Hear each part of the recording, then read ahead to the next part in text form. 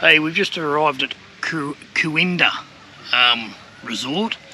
This is fairly a hexy place to come and stay. We rung up and they said from medium caravan sites, 80 odd bucks a night. Yeah, $84. $84 for a night, so not staying there. We're just going to go for a walk through here and have a look. And we might just jump in their pool. Get in their pool and cool down while we're here, because we're just staying in the free camp. And the national park, so it's $15 per head, so it's a little bit cheaper than staying here. But yeah, there's showers and there's toilets, but there's no other facilities, so we're just going to come down here for a swim, because I don't fancy swimming with the crocodiles at the boat ramp down there. But we'll give you a look around anyway while we're here. So this is the car park anyway, guys, so if you are hooked up with your van, there's van parking right in the middle here. You can see the pool over there. Go and check it out. So as you come in, lovely little green area here with tables and chairs, and looks like they have some food trucks.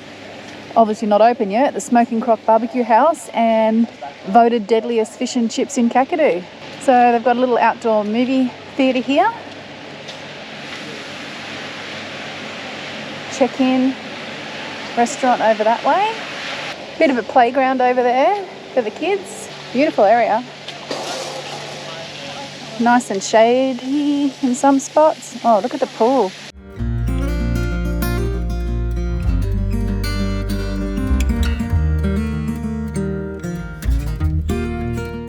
So guys, we made it in. We've now been in the pool probably about 2 hours. It's absolutely beautiful.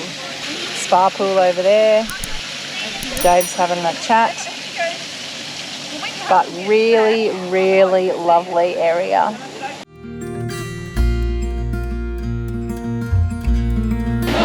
Salads, a lot of pizzas.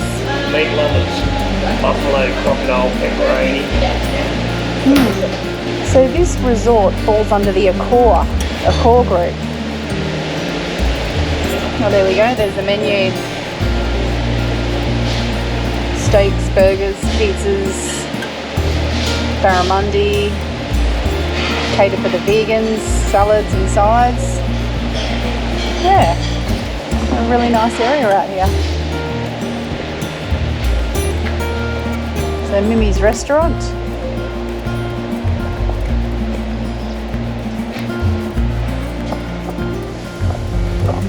Dining options, breakfast, lunch and dinner.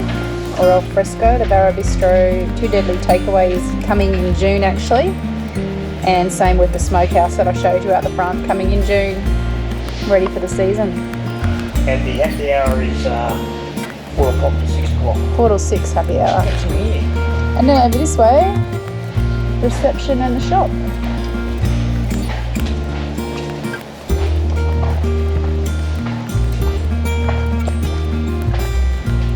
Have a look what their shop has got in it. So check in here. Kakadu Air. And the shop. God, everything from coolers to t-shirts to hats, souvenirs, all the basics.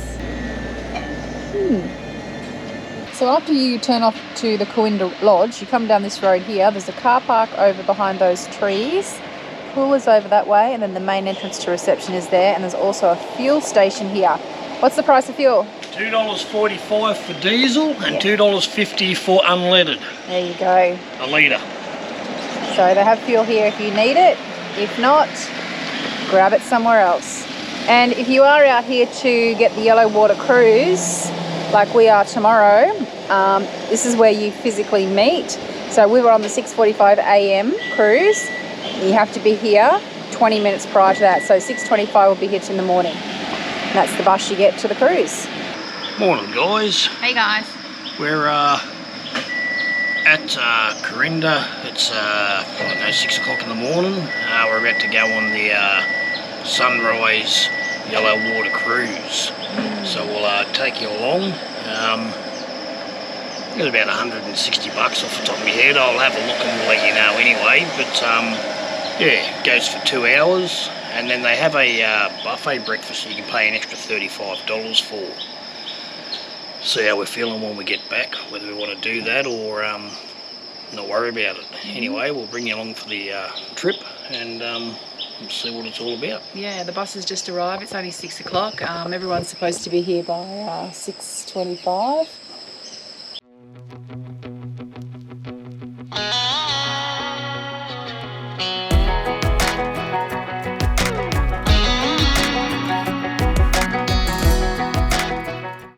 Very, very special place where we'll be travelling today.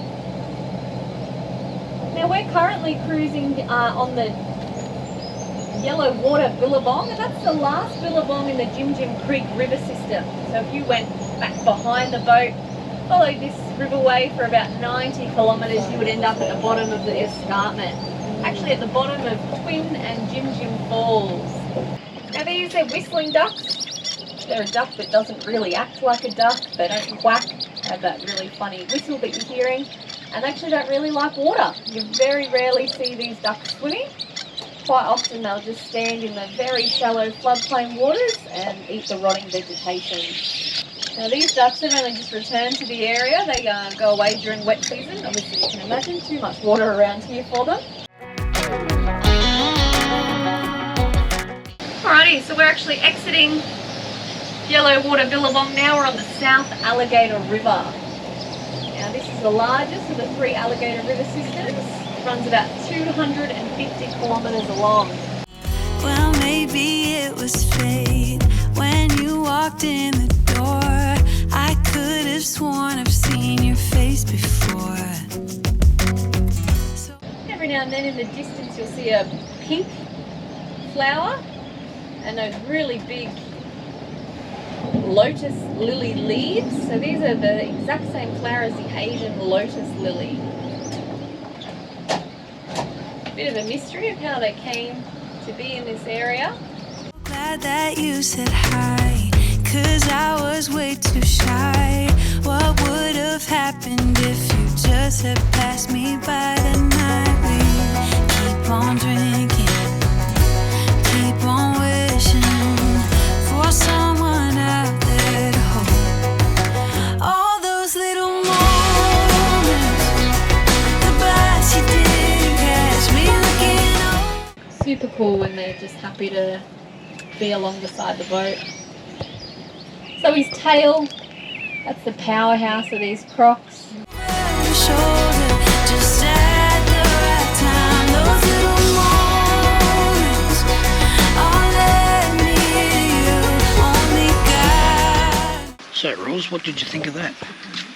I loved the water lilies. They were pretty amazing. Just how they just spread out over all the floodplains. It was pretty good though, like 2 hours. Yeah, it was a lot better than what we went on the other day. At least this one we seen a few crocodiles, seen lots of bird life, and it was pretty, the sun coming up was pretty cool too. Yeah. Yeah. Highly recommend it. It was only $131 roughly each, and yeah, they do the cruises throughout the day. They do a night one and then they do the morning one, so yeah, if you're ever up this way, make sure And they transport you down here on the bus, so yeah, so if you're ever up this way, make sure you come and give it a go, and yeah. All those little moments.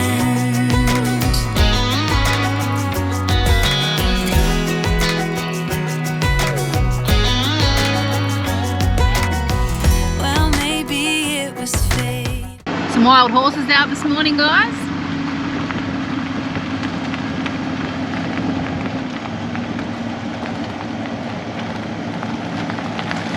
So this is campground 1 and it's suitable for caravans. Also a boat ramp here, generator zone and a non-generator zone.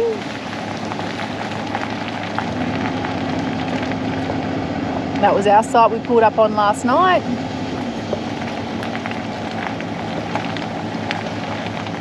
There's no set sites, there's just nice big areas with fire pits. There's shade, there's no shade. It's just a great little camping spot, and campground manager obviously hangs out that way when he's here. And the ranger does come around and collect fees, and it's $15 per adult. Over on the corner here, here's the wild horses. Or a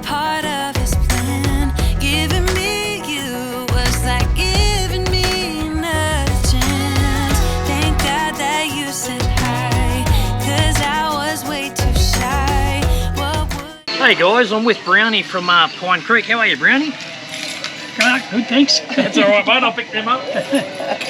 So, Too excited. I met you the other night, and you actually had the little blue-tongued lizard sitting on the bench here. Bully. Bully, that's right. So, what's the go with you and the reptiles here, mate? What's your job with them? I look after them, I feed them, clean the cages. Do you come down here most afternoons? Just about every afternoon I'll come down. So people that are walking around can actually see sometimes, like I did the other night, you had bullies sitting on the table. You get them out every now and then, and people can actually pat them and touch them. Pat them, hold them. Snakes, you know, they can hold a snake. Yeah, right. Big one, I've got big ones, little ones. Righto, well let's have a look at a couple of these, mate, sure. and get you to tell us a little bit about each of the animals. Well, at the moment they're probably hiding. Here. He's hiding underneath. Yep, he's underneath that grass. This little fella, he's lying there. He's getting close to a shed. If you look at his back there, you can see the scales are starting to lift. His head. So, hang on. I'll open the enclosure and you can have a look at this fella. Freckles is the friendliest of them all. Freckles? How did he get the name Freckles? He's got one spot on his body. So one spot? That's his freckle, so he's Freckles. Oh. But as you can see, he doesn't look very good at the moment. The skin's starting to lift here. If you have a look at his eyes, they're a bluey colour. The skin's died off over his eyes. So he's very close to a shed. And how old is Freckles? He's 7. 7 years old? Yeah. And do they grow much bigger than what he is at the moment? No, females are slightly bigger than him. Yeah, he's hiding under the rock, you can't really tell. Oh yeah, he's getting fat down towards the bottom end. Yeah, there's his freckle. He's got a freckle. Yeah, that's his spot. The one spot. Do you have a favourite out of all of these different reptiles? Freckles. Freckles? Yeah. Because he's the most docile of them all. Yeah, right. She's a biter. Yep, she bites. So does she. Ooh, biter. So that's a lot bigger. That's Thug. Thug. That's Thug. He's a casual carpet python. He's the big boy. Oh. Right. Batiste. Batiste. I don't know. Carpet python. And so what do you actually feed them? Rats. Rats? Yeah. And how often do they get fed? The albino, once a week, once a fortnight. This fella once a month. Yep. He'll eat 2 very big rats. Once a month? Yeah. Does he bite? No, he's never bitten anyone. Do you pick him up at all? Yeah, I get him out quick. Point him out now if you like. And then you'll see Don't run how big away. he is. He won't bite you. I just give him a tap first to make sure he's awake. I don't like snakes. It's alright, I'll hold him. Get on, big fella. Ew. Jesus. As I said, he's a big fella. Wow. And he knows you pretty well. Batiste. Yeah, they all know me. Yeah. They know my smell, my taste. Yeah. And taste. So he has been there? I know he picks up your taste with his tongue. Oh, okay. Oh, gun on your butt. So how old is Batiste? Batiste would be roughly 10. 10 years old? And what sort of age do they live till? This fella will be living 20 to 25 years. 20, 25 years? Yeah, the larger the snake, the longer they'll live. And what sort of length do they grow to? As I said, he's a bit over 3 metres. Yeah. So they don't go much bigger than that? Snake never actually stops growing. Yeah, They right. grow throughout their life. Whereas as we get older, we shrink because we're always on our feet. Yeah.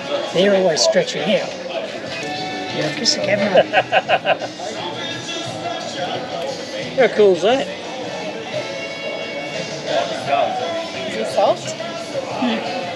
Oh, that's weird. And they come in different colours as well? Yeah. He's like an olive. Yeah, well, that's the carpet python. Yeah. And that's because of his skin colour. It's like one of the old carpets he used to wear. So when was the last time he was fed? About a month and a half ago, he's due for a feed.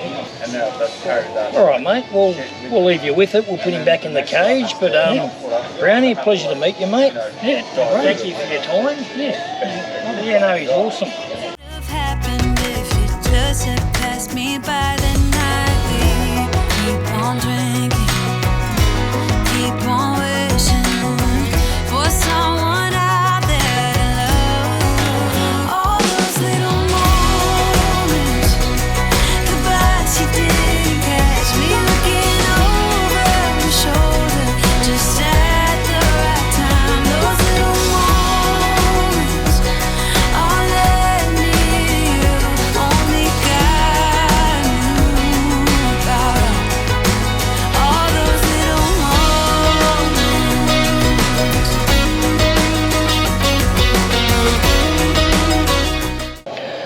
Hey guys, I've got Graham here from the Lazy Lizard at Pine Creek. G'day mate, how are you? G'day Dave, how are you? Good mate, just a couple of quick questions or a little bit of a chat with you. How did you come about buying the Lazy Lizard carrot? Like, where are you from? How did you end up out here? And you're advertising the Bark Hut as opposed to your own place. What's the go? Well, I own the Bark Hut as well. So, right. So I've just rebuilt that and it's been open for about 4 years now. Coming up to 4 years. Yep. But yeah, here's where I've been. I've been down here for 7 years.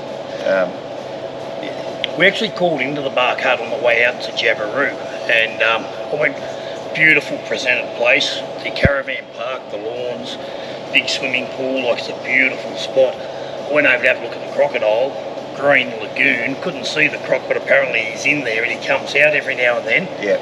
How'd you get a crocodile out there? Oh, just a menace crocodile over at Annaburu. Yep. So we'll either get shot or put into relocated. Relocated, yep. Yeah, so we got a licence and relocated into there, built a pond. Okay, so you started out there and then obviously Pine Creek. No, this is where I started. I came from Broome to here. Yeah, so, right. And needed another job. Went past Pine Creek about 50 times on the highway. Second time I came in, bought the lizard. Nice. So it's just one of those things that happened at the time. It's a great price too, like we're getting power, water, and your facilities are very quirky. I love the quirky stuff, so like half keg toilets and all that sort of stuff, and the sinks and that, like that's awesome. But very, very reasonably priced, like $41 a night for a powered site. Looking around your park, it's very quirky out the front, very rustic looking bar. You've got the crocodile skins with all the skeletons and all that, and it's unique. Yeah. And I think Roz read something where it was built out of, you said the mud or something? Termite mounds. That's right, The termite mounds made into mud bricks out in the driveway. Yeah, right. Built about 20, just over, no. You'll have to think now, it's getting close to 30 years ago. And then, the Kiwi fella came through and did all the carvings in all the poles. Yep. Which is quite unique as well. It's some great artwork in the poles that have been done. Yeah, right. And the mud brick, it's good. It's open, it's warm in summer, but that's the territory. You just have a few more beers and jump in the pool, and that's what it's about. We've got the fans out there, mate, to circulate the air anyway. That's it, and get the afternoon installed. I met one of your locals, and the funny thing was I met him 2 nights ago, Brownie. Brownie, yep. And Brownie's been here for 39 years. So I actually came to, the first time I ever came to Pine Creek was in 1989. Sorry, 1989.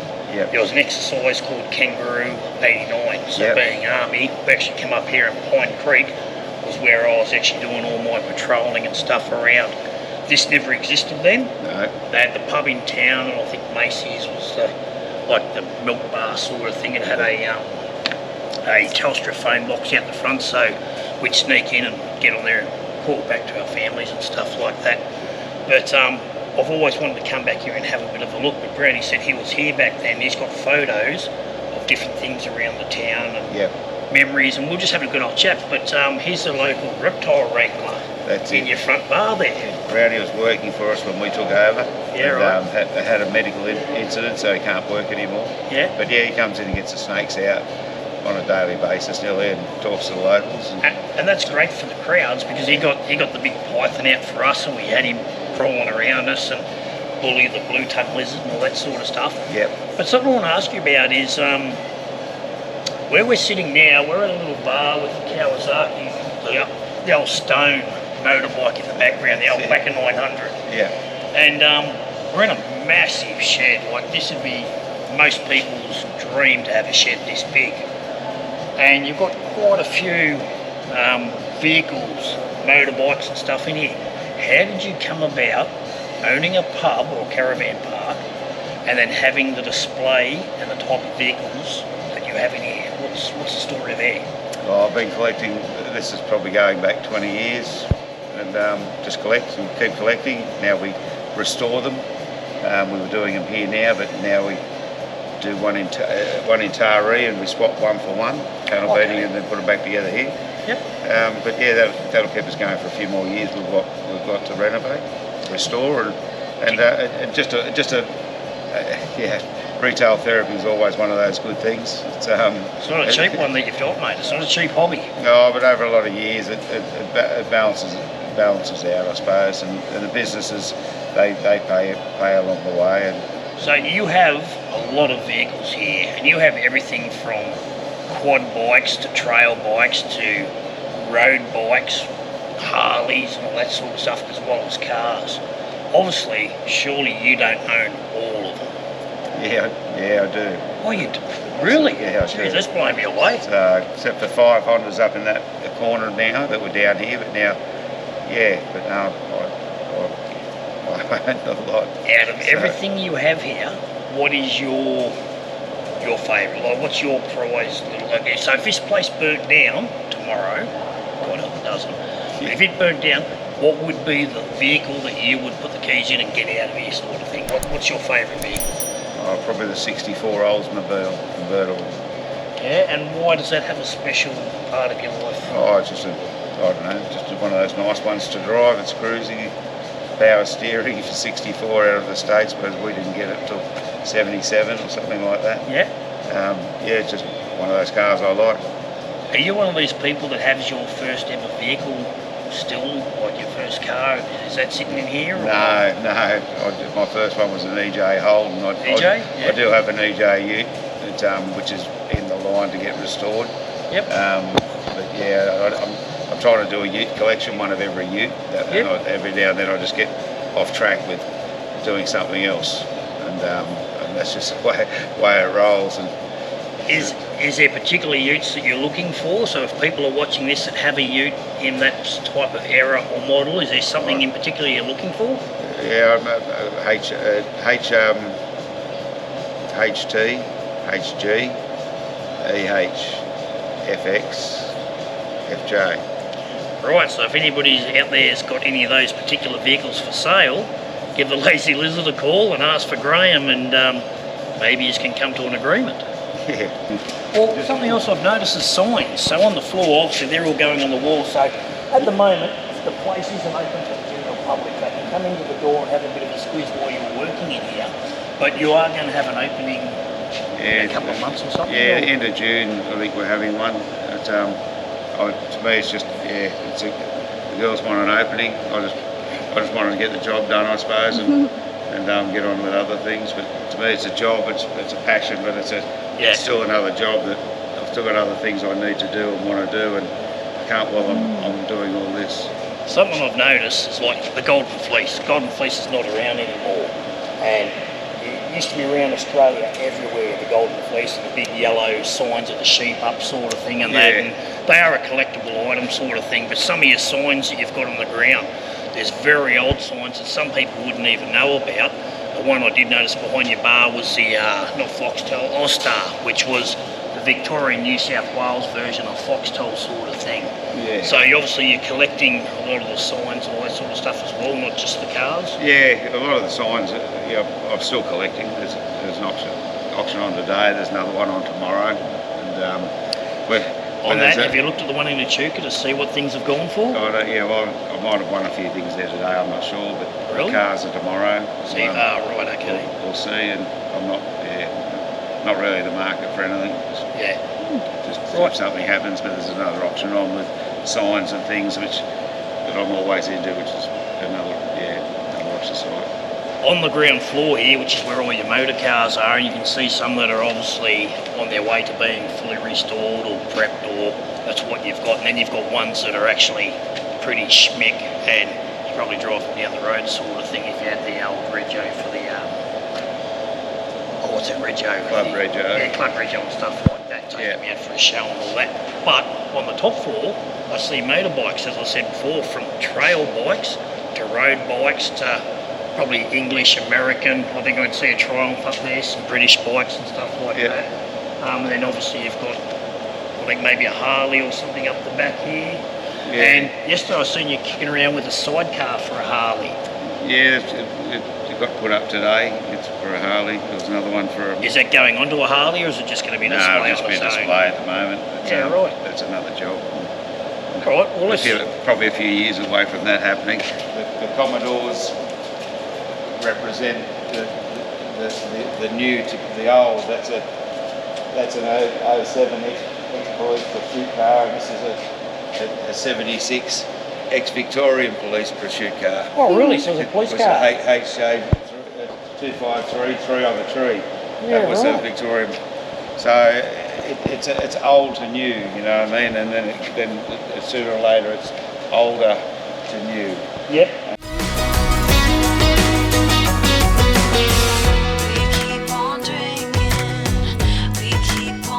So what is it about this particular car that you like, mate? Oh, it's all original, except for a new carpet, a new hood lining, and one rip in the seat repaired.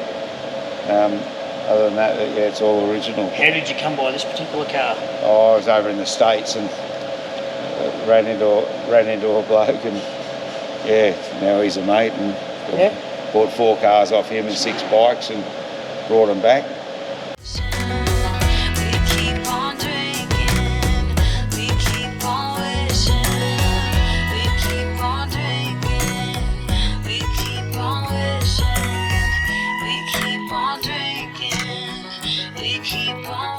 Alright mate, we might wrap it up here. Thank you very much for your time, Graham. No worries at all. I really appreciate it. You've got a wonderful place here.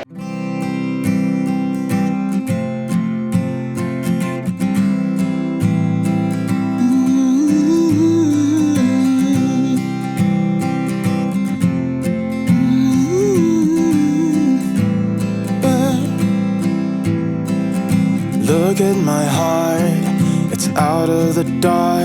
You know it's true, you know it's true.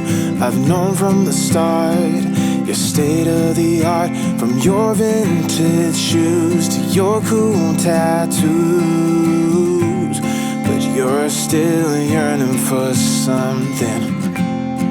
You're still burning and wanting out of the fray into the day of eternity. Only you and me. We both walked away from nothing to say, where all hope's been used. Nobody sees the truth. Of course we're yearning for something. Yeah, we're still burning and wanting. When this battle is over,